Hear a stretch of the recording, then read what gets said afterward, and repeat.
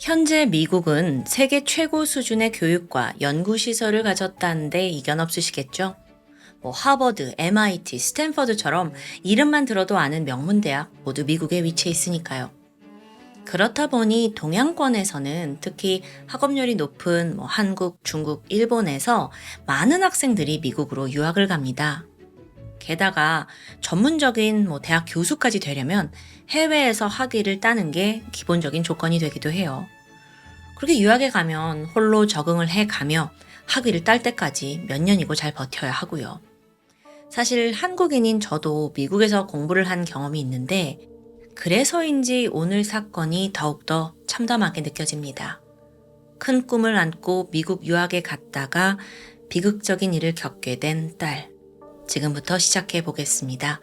안녕하세요. 토요미스테리 디바제식합니다. 26살 중국 여성 장잉잉은 UIUC, 미국 일리노이주 어바나 샴페인 대학에서 새로운 출발을 앞두고 있었습니다. 박사 과정에 붙었는데 정식으로 입학하기 약 1년 정도 전쯤에 연구원으로 참여하게 된 거예요.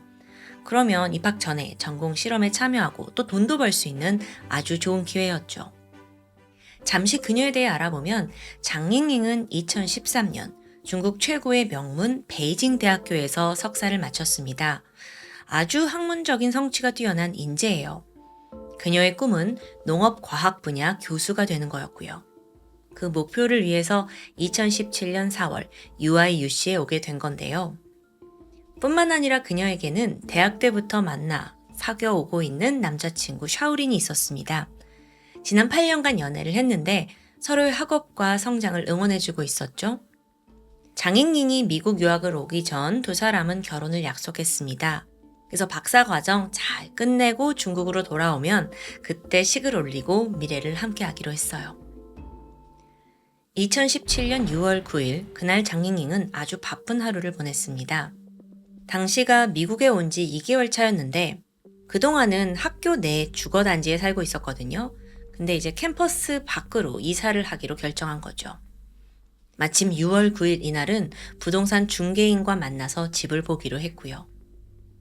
오후 1시쯤 장잉잉은 연구실을 나섰습니다.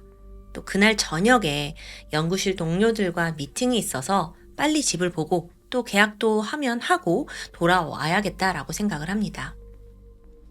건물을 나온 장잉잉은 시내로 가기 위해 캠퍼스 내에서 버스를 탑니다. 그런데 약속 장소까지 가려면 중간에 버스를 한번 갈아타야 해요.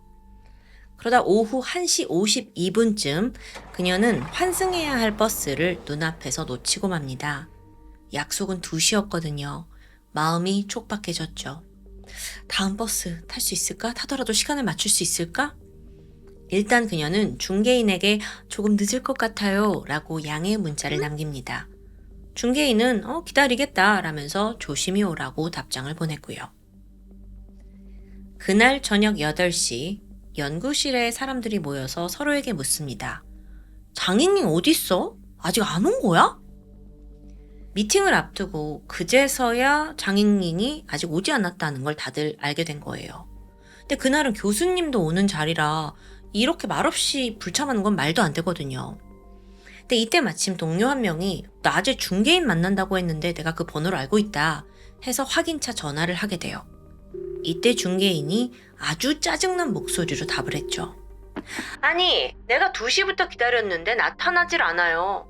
내가 전화 몇 통이나 걸었는 줄 알아? 근데 무슨 일이 생긴 거예요? 상황은 불길하게 흘러갔습니다.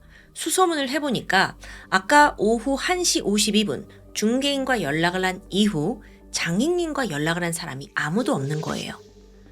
동료들은 급히 교수님에게 이걸 알렸고 심각성을 파악한 교수가 밤 9시 반쯤 실종신고를 접수합니다.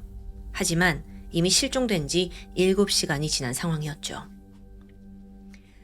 앞서 말했듯 장잉잉은 지금 미국에 와서 환경에 적응하고 또 연구실 생활까지 하루하루 바쁘게 보내고 있었어요. 그럼 혹시 번아웃이 왔나?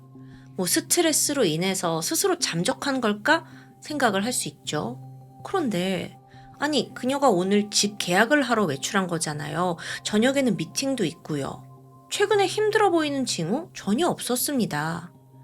자, 그렇다면 경찰로서는 남은 가설은 하나였어요. 범죄 연루성. 경찰은 즉각 그녀가 납치되었다라고 판단을 했고 실종 24시간이 지나고 난 후 FBI에 공조를 요청합니다. 참고로 미국에서는요, 납치 24시간이 지나고도 반응이 없으면 피해자가 주 경계선을 넘어갔을 가능성이 높잖아요. 그래서 연방법에 따라 FBI가 수사권을 갖는다고 해요. 그러니까 좀 더 광범위한 범위로 본격적인 수색을 할 수 있는 거죠. 수색에 앞서 경찰은 마지막으로 그녀가 내렸던 그 버스 정류장 CCTV를 확인합니다. 오후 1시 52분 장잉잉은 환승지였던 노스구딘 애비뉴 정류장에서 내렸어요. 잠시 중개인한테 좀 늦겠다고 문자를 보냈죠. 그런데 여기서 그녀는 다음 버스를 기다리지 않았습니다. 조금 더 빠른 버스를 타려고 했는지 몇 블럭 떨어진 웨스트 클락 스트리트 모퉁이에 있는 또 다른 정류장으로 향하게 되죠. 그러다 10분 뒤인 오후 2시 3분입니다. 그녀 앞에 돌연 검은색 세턴 아스트라 차량이 멈춰섭니다. 화면 속에서 장닝닝은 그 차량 운전자와 1분 정도 잠깐 대화를 나눠요. 그리고 곧이어 차에 탑승하죠. 이거 너무나 위험한 행동이죠. 그리고 나서 이후 행적은 지금 전혀 파악이 되지 않고 있고요. 그런데 여기서 한 가지 눈여겨볼 점이 있습니다. CCTV에서 특이점을 발견하는데 오후 2시예요. 그러니까 장닝닝과 대화를 나누기 전인데 이 문제의 차량이 이미 버스 정류장을 한번 지나치더라고요. 즉 다시 돌아와서 3분 후에 그녀를 태운 거예요. 이거 혹시 미리 타겟을 노리고 있던 건 아닐까라고 생각이 들죠. 즉각 경찰이 차량 번호를 조회합니다. 근데 문제가 있었어요. 영상 화질이 너무 낮아서 번호판 식별이 안 되는 겁니다. 그래도 방법은 있죠.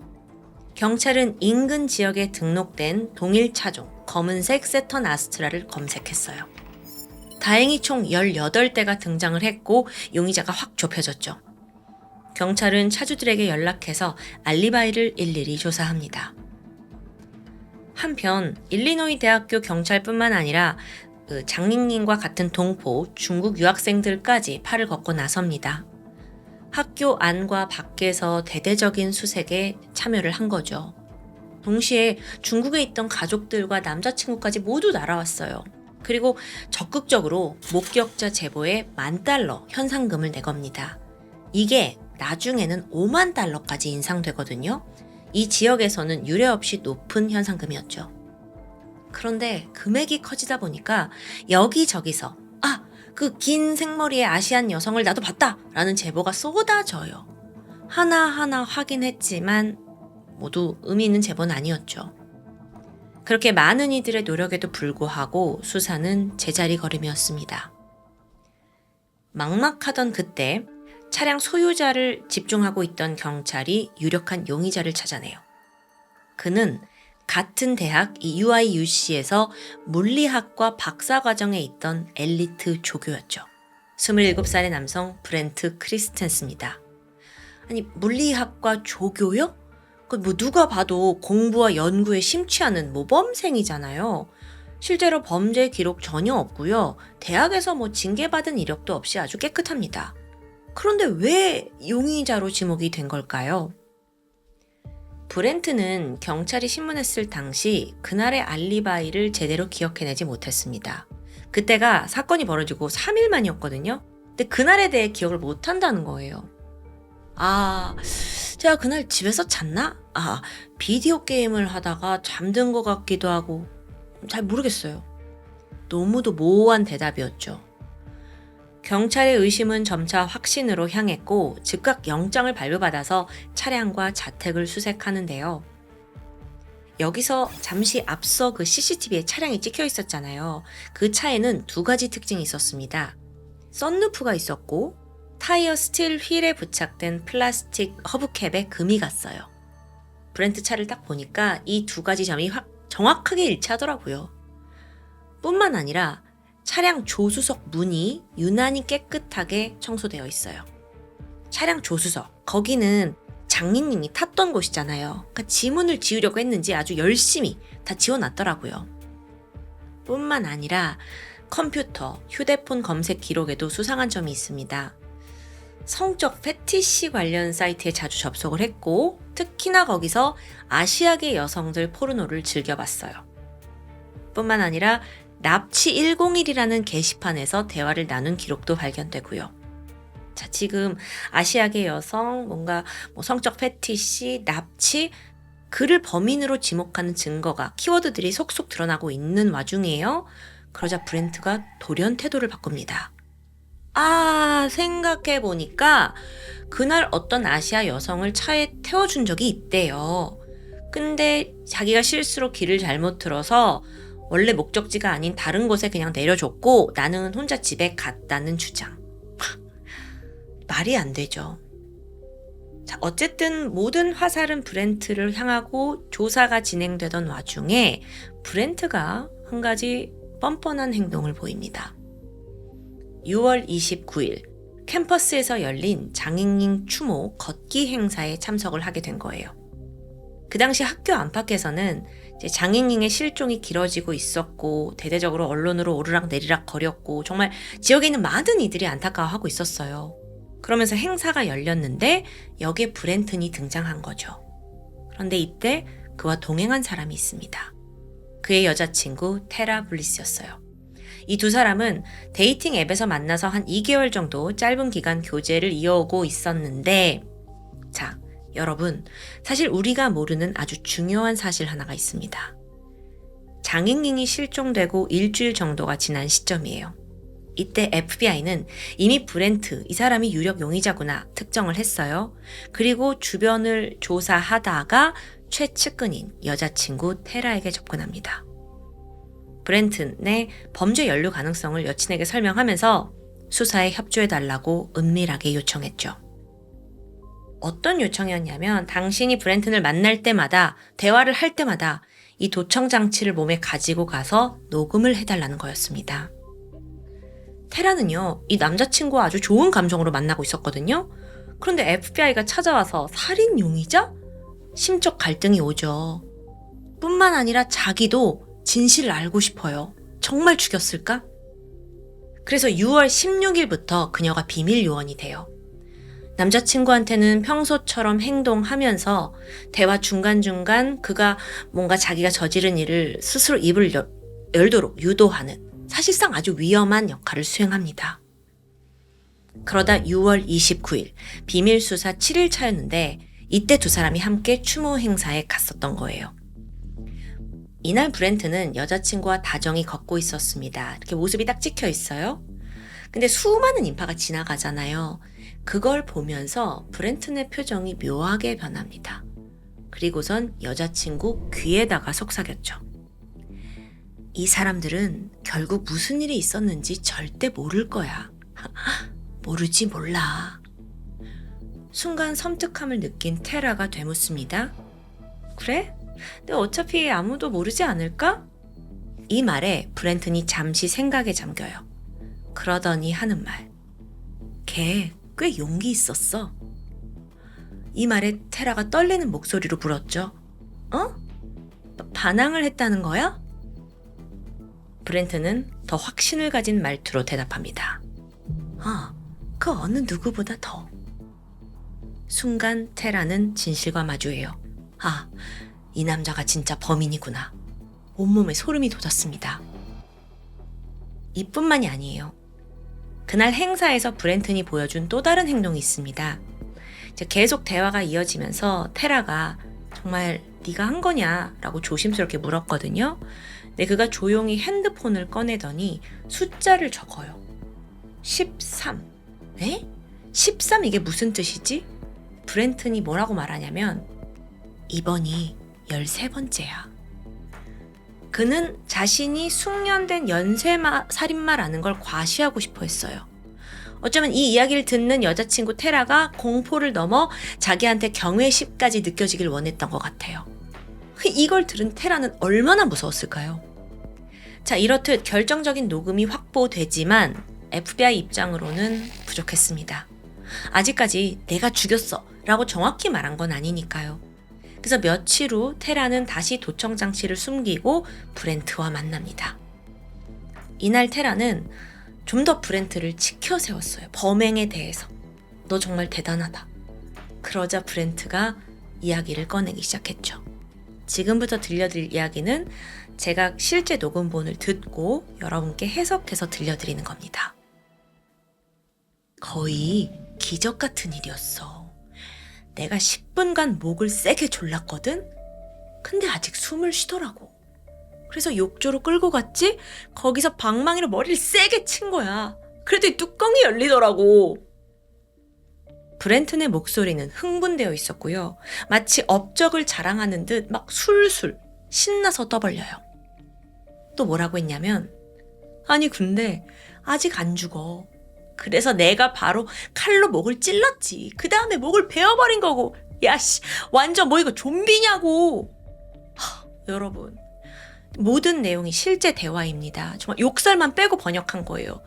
좀비라고 말한 것도 사실이고요. 이 녹음본이 입수된 직후 브렌트는 바로 체포됩니다. 그나마 13번째 희생자였다라는 주장은 허풍이었다는 게 드러나요. 여기서 잠시 브렌트, 모범생인 줄 알았는데 물리학과 조교라며. 도대체 어떤 인간인 거야? 언제부터 살인마를 꿈꿨는 거야? 좀 알아볼까요? 알고 보니 그는 기혼 상태였습니다. 지난 2011년에 결혼을 했는데 어느 날 아내가 이상한 제안을 해요. 서로 외에도 자유롭게 연인을 두재요. 이걸 소위 폴리아모리라고 한다는데요. 그러니까 일반적인 사람들은 절대 생각하기 힘든 거죠. 근데 브렌튼도 이 제안이 나쁘지 않았어요. 다른 여자들과 마음껏 잠자리를 즐기지만 합법적인 불륜을 저지르는 거니까요. 새로운 도파민을 찾은 건데 그러다 예상치 못한 일이 발생합니다. 돌연 아내가 어떤 남자랑 연애를 하더니 그냥 집을 나간 거예요. 여기에 브렌트는 엄청난 충격과 배신감을 느끼게 되죠. 그 스트레스는 우울증과 약물 중독으로 이어졌습니다. 그러다 2017년 3월쯤 대학 상담센터를 찾게 돼요. 당시 그의 머리에는 이 스트레스로 인한 극단적인 선택뿐만 아니라 살인 충동이 가득했습니다. 막 우울과 분노가 한데 어우러진 거예요. 상담사가 이걸 어느 정도 눈치챘지만 계속 상담 치료를 받으세요 라고만 권장할 뿐 어떤 적극적인 조치는 전혀 취하지 않았죠. 당시 브렌트는 연쇄 살인마라는 타이틀에 매료되고 있었어요. 특히나 테드 번디, 이 사람을 매우 존경했는데 매일 기사, 자료 찾아보면서 강한 동경을 느끼게 되죠. 그리고는 자기도 살인을 계획합니다. 기왕이면 성적 취향, 아시아 여성을 죽이고 싶었어요. 근데 어떻게 유인하지? 가장 안전한 남자로 변장하면 되지 않을까? 얼마 후에 그는 코스프레용 그 경찰 배지 있죠. 이걸 구매합니다. 그냥 할로윈에나 쓰는 거요. 더불어서 범행에 사용할 야구 방망이, 식칼도 구입했죠. 사건 당일인 6월 9일 오후 2시 타겟을 물색하면서 주변을 돌고 있던 중 버스 정류장에서 차를 기다리는 장닝닝이 보였습니다. 검은 긴 생머리, 젊은 동양 여성. 딱 자기 먹잇감을 발견한 거예요. 그녀에게 접근해서 자연스럽게 말을 걸었죠. 안녕하세요. 지역 경찰관이에요. 버스를 놓쳤나요? 제가 데려다 드릴게요. 이때 브렌트가 경찰 배지를 내밀어요. 여기에 장닝닝이 의심을 푼 거죠. 사실 이걸 자세히 보면 이게 너무 조잡하고 가짜라는 걸 현지인은 알지만 장닝닝은 이제 미국에 온 지 2달째입니다. 그러니까 제대로 구분을 못한 거죠. 오히려 그녀는 땡큐 고맙다면서 차에 올랐고요. 잠시 후 브렌트가 차를 몰고 간 곳은 자기 자택이었어요. 장닝닝이 뭔가 이상하다는 걸 눈치채고 내려달라고 했지만 준비한 야구 방망이로 그녀를 무차별적으로 폭행합니다. 이어서 성폭행까지 저질렀고요. 장닝닝은 절대 신고하지 않을 테니까 살려만 달라고 애원했습니다. 하지만 브렌트는 그녀를 태웠을 때부터 살려보낼 생각은 전혀 없어요. 브렌트는 식칼을 꺼내 그녀를 살해했죠. 드디어 꿈에 그리던 살인마가 되는 순간을 맞이한 거예요. 시신은 모두 토막낸 후에 3개의 쓰레기 봉지에 나눠 담았고 다음날 집 근처 쓰레기통에 버렸다라고 진술합니다. 그런데요, 이 쓰레기 봉지가 옮겨진 곳은 버밀리언 카운티의 한 매립지였어요.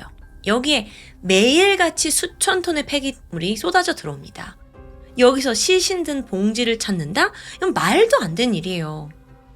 더욱이 쓰레기가 여기 도착하면 최소 2번의 압축 과정을 거친다고 해요. 그러니까 부피를 최대한 줄이려고 작게 만드는 거죠. 그러니까 쓰레기 봉지 하나는요, 거의 휴대폰보다 작은 사이즈로 줄어들게 되는데 시신이 든 봉지 압축된 걸 찾는다 해도 그걸 부검한 것, 복구하는 것 절대 불가능합니다. 그래서 결국 경찰은 긴 회의 끝에 유해 수색을 포기하기로 해요. 이걸 듣는 우리도 고통인데 유족들은 얼마나 충격이었을까요? 실제 피해자 어머니는 이 소식에 오열했고요. 정신을 잃었다고 알려져 있습니다. 그런데요, 이 브렌트 사건이 대대적으로 보도되면서 그가 시도했던 또 다른 범행까지 드러납니다. 마침 사건 당일 아침이었어요. 에밀리 호번이라는 여학생한테 경찰인 척 다가가서 차에 타라고 유인했죠. 그러니까 동일한 수법인데 끝내 에밀리가 수상함을 느끼고 차에 오르지 않으면서 다행히도 실패로 돌아갑니다. 아침에는 실패했지만 오후에 또 시도를 해서 결국 장잉잉을 죽인 거예요. 모든 범행이 드러나고 브렌트는 납치, 살인 혐의로 기소됩니다. 미국 연방법에 따르면 납치로 인해 피해자가 사망할 경우 최소 종신형 또는 사형이 선고됩니다. 2019년 6월 12명의 배심원단은 단 2시간 만에 판결을 내려요. 납치, 살인, 허위 진술에 대해서 만장일치로 유죄를 인정했죠. 하지만 최종 판결에 대해 사형을 줄지 말지에 대해서는 의견이 갈립니다.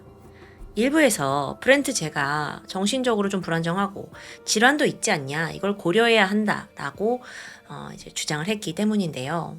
뿐만 아니라 브렌트의 부모도 제발 우리 아들 사형만은 막아달라 눈물로 호소했습니다. 그제서야 브렌트가 법정에서 눈물을 흘리는데 이 모습은 결코 피해자 장잉잉을 향한 어떤 반성의 눈물은 아닙니다. 결국 재판부는 브렌트에게 가석방 없는 종신형을 선고했죠. 한편 이 수사에 큰 도움을 준 테라의 용기에 박수를 보내고 싶습니다. 그녀는 거의 목숨을 걸고 협조했다고 볼 수 있어요. 추후 재판에 나와서도 성실하게 증언했고요. 참고로 브렌트가 살인을 고백했을 때 테라도 너무 충격이잖아요. 그래서 이 심장 박동이 너무 툭툭툭툭 빨라져서 도청장치에 그 심장 소리가 녹음이 되었을 정도라고 하죠. 마지막으로 중국 쪽에서 이 재판 결과를 어떻게 봤을까요? 중국 대중은 미국의 사법제도와 배심원단을 거세게 비난했습니다. 아무래도 중국은 사형을 내리는 데 있어 더 자비가 없잖아요. 그렇다 보니 미국에서의 형벌에 불만을 갖게 된 거죠. 오히려 종신형? 평생 감옥에서 보살핌 받는 거 아니야? 라고 해석할 정도입니다. 장잉잉의 아버지는 언론과의 인터뷰에서 내 딸이 돌아오지 못한다면 그 어떤 정의도 의미가 없다라고 말했습니다. 그게 평생 고통 속에 빠져있는 유가족의 마음이겠죠.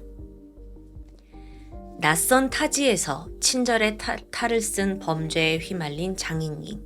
사실 그걸 피하기란 결코 쉬운 일은 아닙니다. 그렇기 때문에 더 저희한테 뼈아픈 교훈을 남긴 것 같은데요. 장잉잉 양의 명복을 빌면서 다시는 이런 비극이 반복되지 않는 세상이 오기를 바라겠습니다.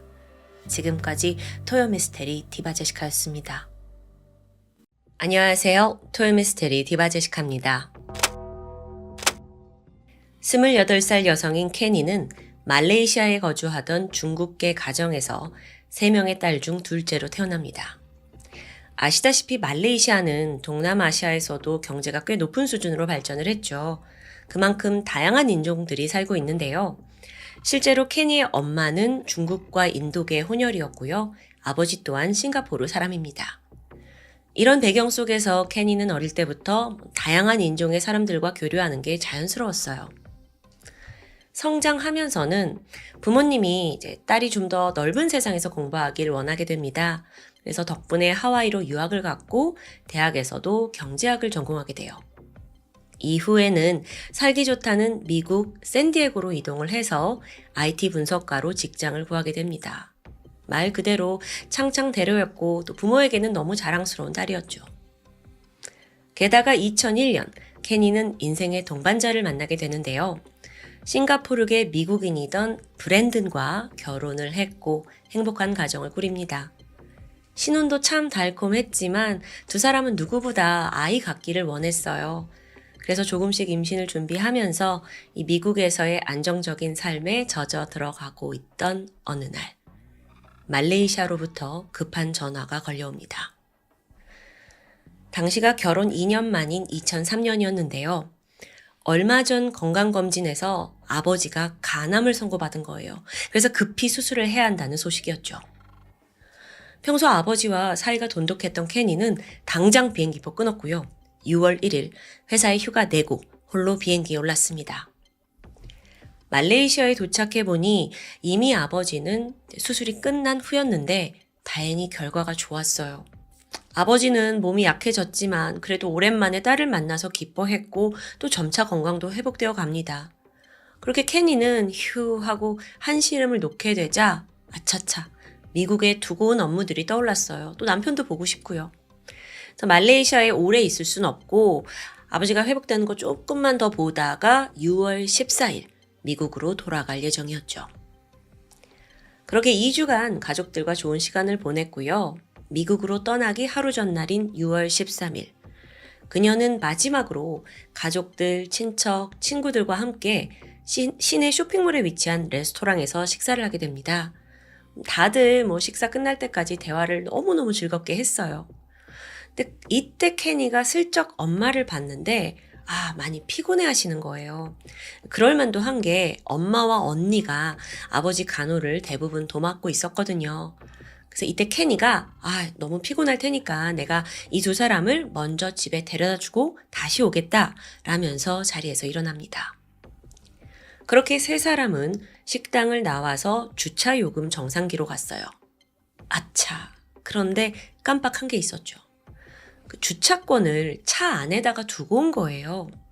그래서 케니가 엄마, 언니 잠깐만 기다려. 내가 얼른 가서 차에서 티켓 가지고 올게 라고 말을 했고 홀로 지하 주차장으로 내려갑니다. 엄마와 언니는 다녀오라면서 정상기 앞에서 기다리고 있었죠. 그런데 5분, 10분, 20분이 지나가는데도 케니가 돌아오질 않는 거예요.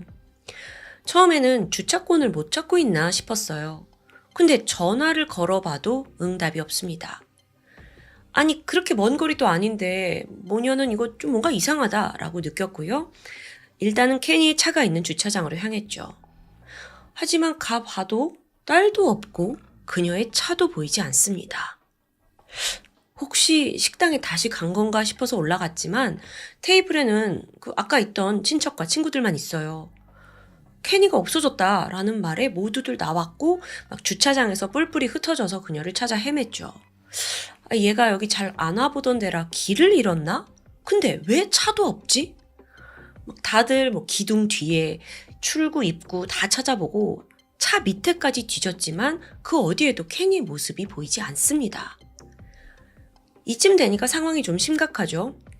결국 한 친구가 쇼핑몰 보안팀에 CCTV를 좀 보자고 요청하는 게 어떠냐라는 의견을 내놓습니다. 곧장 보안실로 가서 이런 상황이다 설명을 했는데 문제가 있었죠. 자체적인 기술 문제로 그 당시의 CCTV를 확인하려면 몇 시간을 기다려야 한대요. 정말 모두에게는 피가 마르는 시간이었는데요. 결국 케니가 사라지고 뒤늦게 CCTV를 확인해 보는데 그 안에 충격적인 장면이 들어있었습니다. 일단 딸의 차가 아주 빠르게 출구로 나가는 장면이 찍혀 있어요. 그런데 문제는 그 운전석에 케니가 아닌 낯선 남성이 앉아 있는 겁니다. 저 사람 누구야? 근데 그때 있던 가족, 친척, 친구도 다 이 사람이 누군지 몰라요. 그러니까 생전 처음 보는 사람인 거죠. 그런데 좀 더 영상을 이제 세밀하게 보니까 이 남성이 마치 도주하는 듯 급하게 차를 몰고 있거든요. 그러다가 주차장 레일을 들이받기도 했고요. 그런데 바로 이때 흐릿하게 보이는 조수석에 누군가 웅크리고 있는 게 발견됩니다. 이게 화질이 그렇게 좋지 않았는데 그래도 엄마는 단번에 딸의 모습을 알아봤죠. 아니, 지금 이 상황, 자기 차에서 조수석에서 웅크리고 앉아있다? 분명 케니가 납치된 게 확실했습니다. 가족은 바로 경찰에 신고를 했고요. 그렇게 경찰과 주변인들까지 수색을 새벽 늦게까지 계속합니다. 근데 어떤 결과도 얻지 못해요. 동시에 미국에 있는 케니의 남편 브랜든도 아내가 갑자기 지금 사라졌다, 납치된 것 같다 라는 날벼락 같은 소식을 듣고 즉각 말레이시아로 날아왔죠. 동시에 가족들은 언론에 이 사건 제보하고요. 실종 소식은 다행히도 삽시간에 말레이시아 전역으로 퍼져나가게 됩니다. 가족들은 너무나 초조했어요. 딸이 무사히 돌아오길 바랬죠. 그런데 한편으로는 괜찮을 거다라는 희망이 있었습니다. 왜냐하면 사실 케니가 태권도 검은띠까지 딴 유단자였기 때문이에요. 그러니까 최소한의 자기 방어를 할 수 있는 애다라고 믿었던 거죠. 또한 제발 이 사건이 돈을 노린 단순한 납치이길 간절히 바랬습니다. 차라리 돈만 주고서라도 딸이 돌아온다면 뭐 더 바랄 게 없으니까요. 하지만 6월 15일부터 불길한 소식이 들려오기 시작해요. 실종자 차가 발견된 건데요. 케니의 차가 공사장 근처에 버려져 있더라고요. 근데 이 차가 전체적으로 손상이 굉장히 컸습니다. 오른쪽 앞바퀴 찢어져 있었고요. 그런데 더 문제인 건 뒷좌석에 묻은 혈흔, 거기에 피가 잔뜩 묻은 하이힐이 발견됐죠. 가족들은 너무나 불안해졌어요. 그러다가 케니가 실종되고 4일째인 6월 17일, 공사 현장에 출근하는 인부가 아침부터 기분 나쁜 악취를 감지합니다. 막 주변을 킁킁거리고 돌아다니면서 냄새가 어디서 나지? 이걸 포착하게 되는데 거긴 바로 오랫동안 방치되어 있던 작은 배수로의 입구였죠. 이 냄새로 봐서 무슨 동물 사체가 있는 건가 싶었어요. 그래서 허리를 숙여가지고 이렇게 수로를 들여다봤는데 안에 타이어가 있더라고요. 근데 정확히는 이 타이어가 무언가를 가리고 있는 듯해요. 수상함을 느낀 그는 바로 경찰에 신고를 합니다. 이어서 현장에 도착한 수사관이 힘겹게 타이어를 꺼냈거든요. 그러자 검은 형체가 보였죠. 정확히는 검게 그을린 여성의 시신이었습니다. 서둘러 배수로에서 꺼내 올린 이 여성의 시신은 한눈에도 상당히 참혹했어요. 두 팔이 결박당해 있었고 온몸이 불에 탄 상태였죠. 거기에 칼에 찔린 흔적도 발견됩니다. 경찰은 순간 이 시신이 케니의 신체 사이즈와 유사하다는 걸 알게 돼요. 그리고 가족에게 소식을 전합니다. 워낙 불에 탄 상태였기 때문에 신원 확인 절차가 필요했어요. 그래서 유족들을 대표해서 케니의 언니가 참여를 했죠. 그런데 그녀는 시신에 가까이 다가가기도 전에 벌컥 울음을 터뜨리고 맙니다. 이 시신이 입고 있던 청바지가 거의 타버린 상태였긴 했지만 동생이 실종 당일 빌려 입고 나갔던 옷이었기 때문이에요. 가족들은 서로를 부여잡고 통곡을 했죠. 부검 결과 그녀는 성폭행을 당한 후에 목이 졸려 살해당한 것으로 보였습니다. 몸에 아까 자상이 있었다고 했는데 그녀를 제압하기 위해서 칼로 찌른 것으로 보여요. 이후에 사체를 처리하려고 불을 지른 것 같고요. 이렇게 시신이 나오면서 사건은 단순 납치에서 바로 살인사건으로 전환됩니다. 그렇다면 어떤 증거들이 있을까요? 부검을 통해서 범인의 DNA가 검출됐는데 안타깝게 이걸로 특정할 수는 없었어요. 매치된 사람도 없었고요. CCTV에 그 범인의 모습이 찍혀 있긴 하잖아요. 주차장 CCTV에요. 근데 이것도 너무 흐릿해서 당장 몽타주를 만들기엔 부족합니다. 이렇게 난관이 닥치자 경찰은 목격자를 찾는 데 집중해요. 근데 쇼핑몰 주차장이 또 그날따라 한가했어요. 그래서 그 넓은 곳에서 목격담이 당최 나오질 않는 거예요. 답답해하고 있던 그때 제보 전화가 한 통 걸려왔죠. 실종 당일인 14일 날 밤에 범인과 케니를 본 것 같다는 내용인데 심지어 당사자는 경찰입니다. 그의 존재는 경찰관 라비. 그날 자정 무렵이었어요. 라비는 범죄 우발 지역을 순찰하고 있었거든요. 그런데 갓길에 웬 차 한 대가 정차되어 있더라고요. 이 늦은 시각, 이 지역에서 가만히 저기 왜 서 있을까? 너무 수상했고 다가갔는데 차 안에는 남녀 한 쌍이 있었습니다. 그래서 라비가 당신 이제 뭐 하고 있냐? 라고 질문을 했고 이때 운전석에 있던 남성이 여자친구와 나 좀 개인적인 일을 상의하고 있었다 라고 서둘러 대답합니다. 그런데 이런 태연한 대답과 달리 조수석에 있는 여성은 너무 불안해 보이는 거예요. 심지어 이 옆에 있는 남자 몰래 막 뭔가 메시지를 보내고 있는 듯 하고요. 순간 경찰 라비가 신분증 좀 봅시다. 요구를 했고 두 사람한테 차에서 좀 내려달라고 해요. 그리고 이때다 싶어서 여성이 막 내리려고 했는데 순간 남성이 그녀의 팔을 잡아 끌더니 그 길로 슝! 차를 몰고 도주해 버립니다. 라비는 경찰이잖아요. 총을 꺼냈어요. 그래서 타이어에 두 발을 맞추게 되죠. 그리고 그 자신도 오토바이를 타고 차를 쫓았는데 안타깝게도 놓치고 맙니다. 그나마 다행인 건 라비의 손에 결정적인 단서가 남아 있었습니다. 바로 운전석에 있던 그 남성의 신분증이었죠. 그렇게 밝혀진 범인은 27살의 아흐메드 나집 아리스. 이름이 길기 때문에 나집이라고 부를게요. 아무래도 사진을 봤을 때 인도, 파키스탄 쪽에서 온 이민자인 것 같은데요. 주소지가 등록되어 있었습니다. 근데 경찰이 가보니까 거짓 정보예요. 꼬리를 놓치나 싶던 그때 경찰은 그의 아내가 있다는 걸 알아냈고 그녀를 통해서 실제 거주 주소를 확보해요. 집 앞에서 잠복을 하다가 마침내 나집을 검거하는 데 성공했죠. 근데 예상보다 이 인간이 아주 당당한 태도를 보이더라고요. 당황하거나 놀란 기세가 없이 차분했고요. 오히려 막 평온한 얼굴로 미소를 띄우는 이런 모습이 많이 포착이 됩니다. 그는 신문 내내 모든 혐의 부인했어요. 오히려 내가 그 여자를 죽였다는 증거가 있냐? 나랑 그 여자랑 무슨 관계인지 너네 아니야. 난 전혀 모르는 사람이다. 큰 소리 칩니다. 그런데 이때 한쪽에서 경찰도 남몰래 바빴습니다. 체포를 한 직후에 나집의 DNA 샘플을 채취했거든요. 그걸 피해자 몸에서 나온 DNA와 대조시켰는데 그 결과를 초조하게 기다리고 있던 거예요.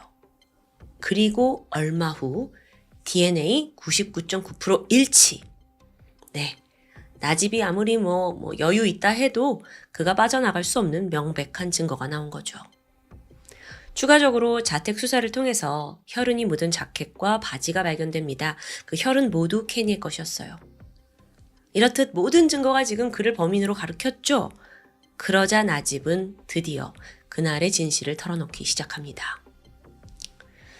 사건 당일인 6월 13일 나집은 우연히 그 쇼핑몰 주차장에서 한 여성이 그 허리를 숙이고 차에서 뭔가를 찾고 있는 걸 목격합니다. 순간 저거 그 여자잖아. 거칠게 다가갔고 무작정 케니를 차 안에 밀어넣어요. 놀란 케니가 막 저항을 했죠. 근데 나집이 품에서 칼을 꺼내니까 순순히 따를 수밖에 없는 거예요.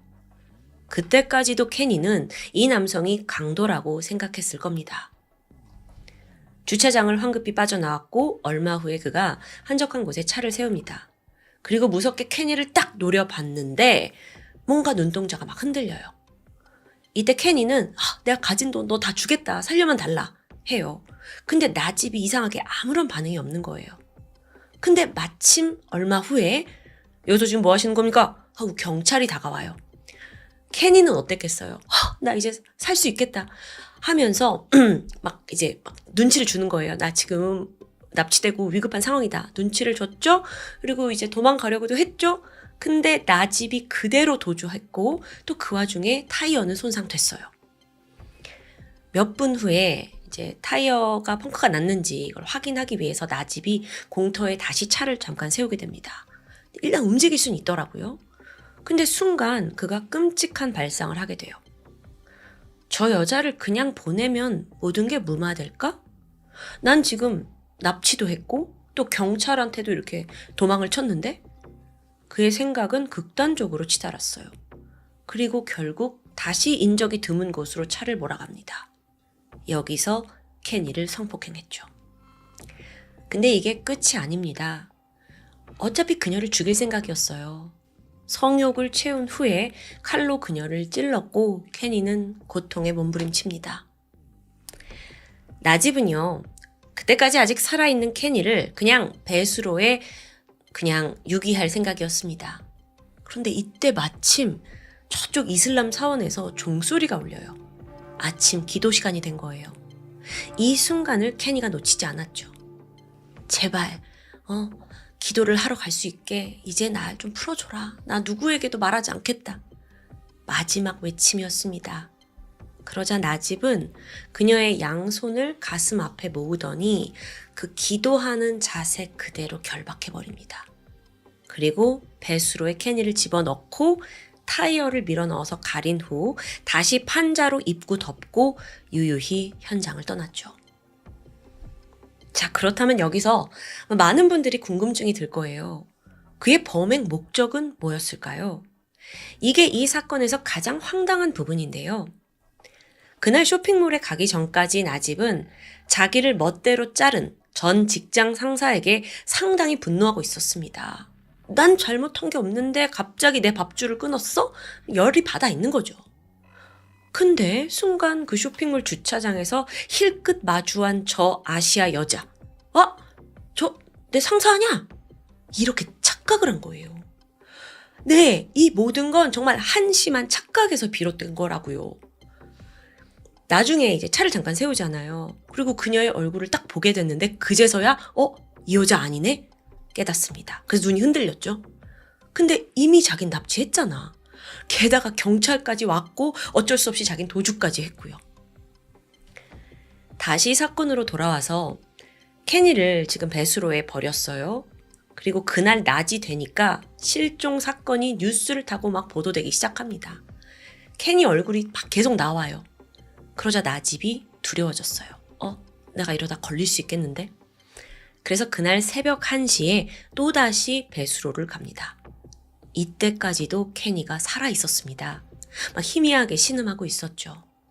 하지만 범인은 모든 증거를 완벽히 없애야겠다라는 생각뿐이었고 아예 그 수로에서 목을 졸라서 케니를 끝내 사망하게 만듭니다.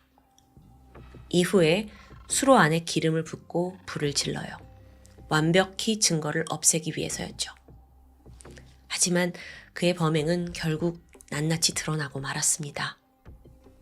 2005년 2월 말레이시아에서 재판이 열렸고 나집은 살인과 성폭행 모두 유죄 판결을 받습니다.